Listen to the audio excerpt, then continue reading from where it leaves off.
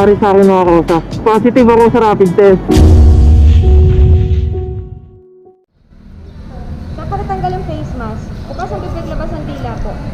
Sabi niya, okay na sir.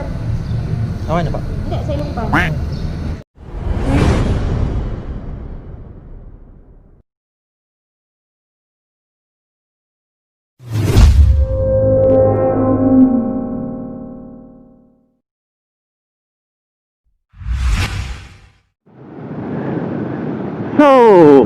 So what's up guys? What's up sa inyo mga KAKUSA, no?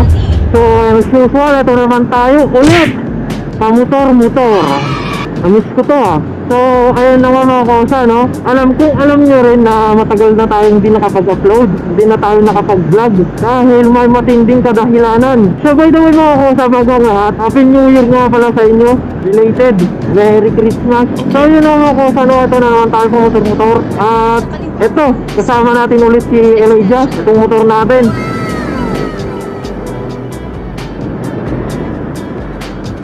Konting story lang mga KAKUSA, no? Kasi sa ngayon, may problema tayo. May kinakarap na problema. Pagsapit pa lang ng 2021. Teka, U-turn lang tayo.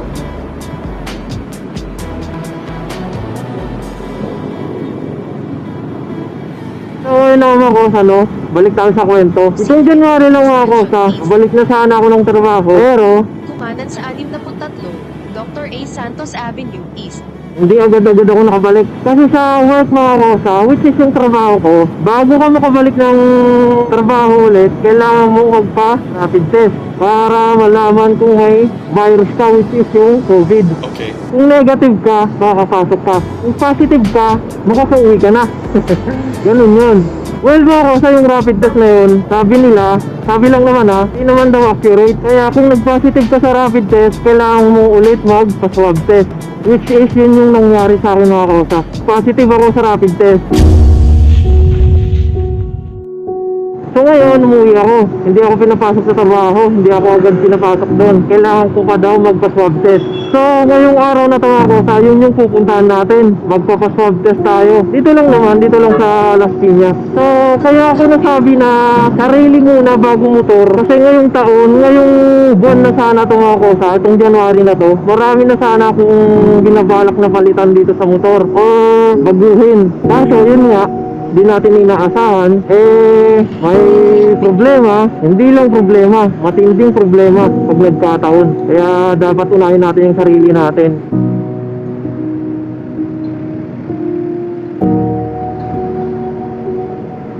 Pag nalagpasan ko naman ito mga KAKUSA, sana patuloy natin yung hanap dito sa motor natin, yung mga dapat palitan na at baguhin. Kasi mga KAKUSA, sa mga hindi nakakaalam, itong motor na to, XRM125 carburetor type, 4 years na sa akin, my get. Kunti pa lang yung napapalitan ko, mga minor parts lang.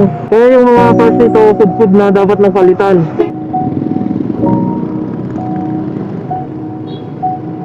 Kumanan sa J. Chongkyao. So yun na mga KAKUSA, this day pupunta tayo sa location ngayon ng swab test. Papaswab tayo ngayon. Sana, pag negative tayo.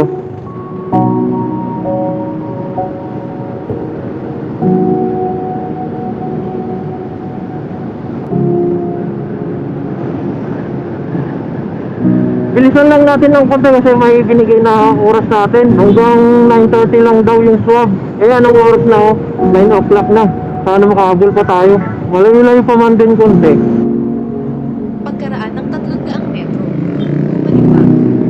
Mahirap lang isipin mga KAKUSA kasi nag-positive ka pero wala ka namang nararamdaman na kahit ano, or I mean asymptomatic ka.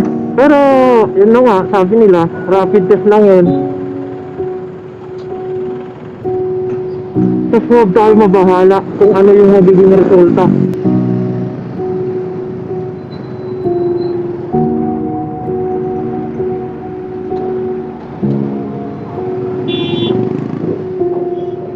Well mga KAKUSA, based sa mga nabalitaan ko, napanood ko, meron din naman na nag-positive na kahit asymptomatic o yung walang sintomas ng virus o yung COVID.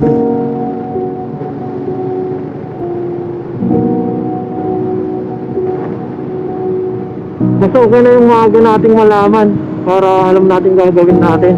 Para kahit pa paano, yung ibang madadamay.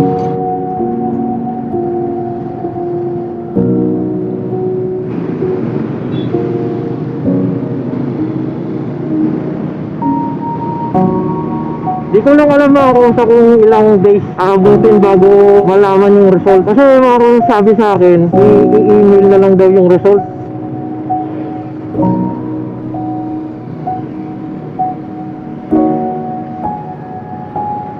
Kumaliwa sa 411, alabang sa Motovlog.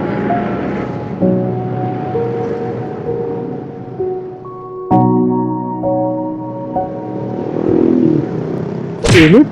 Ang problema dito sa may Casimiro ang tagal magpag-go. Init pa naman.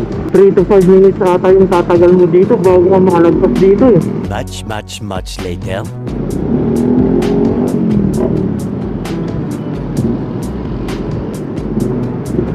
So ayun na mga kasano, hataw muna tayo dito. Focus muna tayo kasi wala na, late na tayo. Update ko na lang kayo mamaya.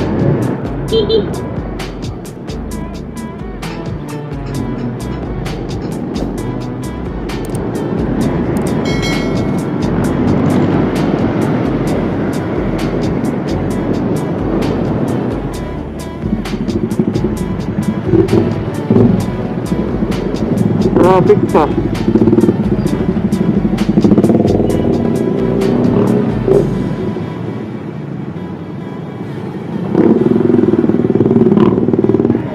Pagkaraan ng 300 metro, kumanan sa Marcos Alvarez.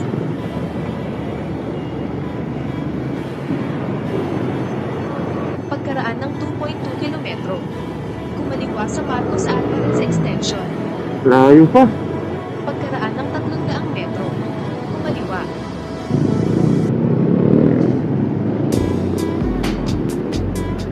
Pagkaraan ng 300 metro, kumanan sa Marcos Alvarez Extension. Okay mga kosa, sabi dito sa Google malapit na tayo. Nag-wish na lang ako kasi baka magkanda-kanda ligaw tayo eh. Well actually kahit naman naka-wish ka, minsan naliligaw ka pa rin eh. Kumanan sa Marcos Alvarez Extension. Dito daw eh. Nakarating ka na. Nasa kaliwa mo ang destinasyon.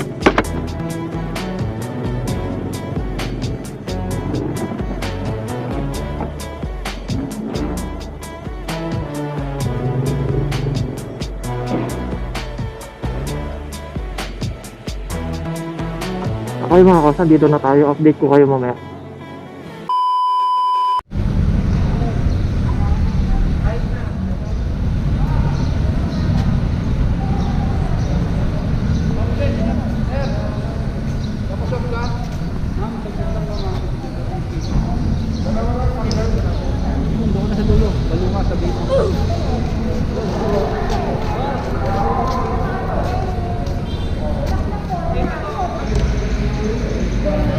Apa, jom.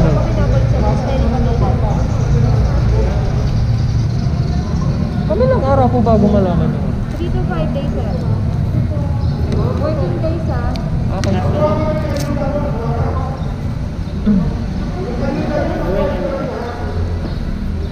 Saan ka natanggal ang face mask? Bukas ang bibig labas ng dila po. Sabi niya,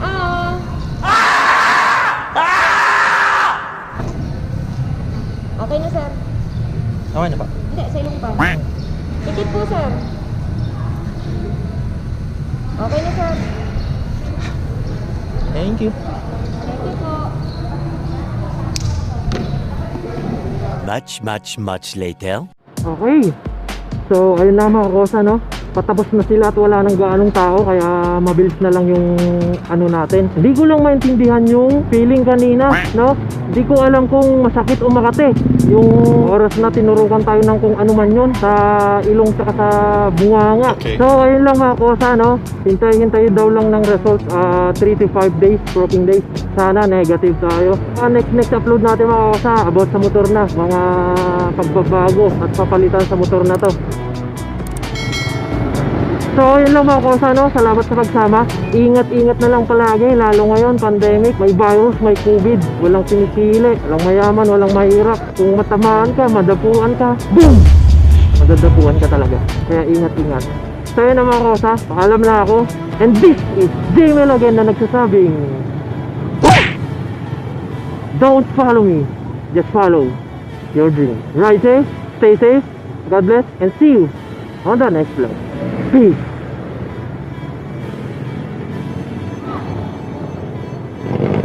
Putik na yun.